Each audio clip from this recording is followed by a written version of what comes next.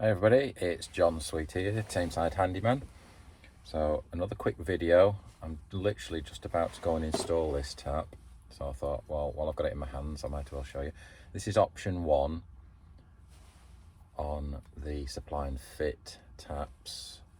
You can see it on my taps page and you can see it on the booking system. So this is a supply and fit. You can see it's very shiny. Some nice weight to this one. Mixer tap, as you can see, so that means it's just a single hole mono, and you just turn it left and right for hot and cold. Okay, so there you go, that's what it looks like from a couple of angles.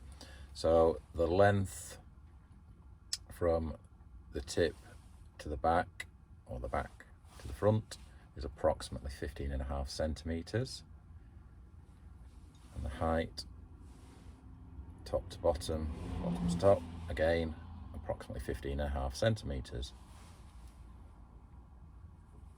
Very nice tap. As I say, I'm just about to go and install this one, so if you want to book it or find out more information, go to my website handymantameside.com and you'll see the available options there. Okay guys, thank you very much.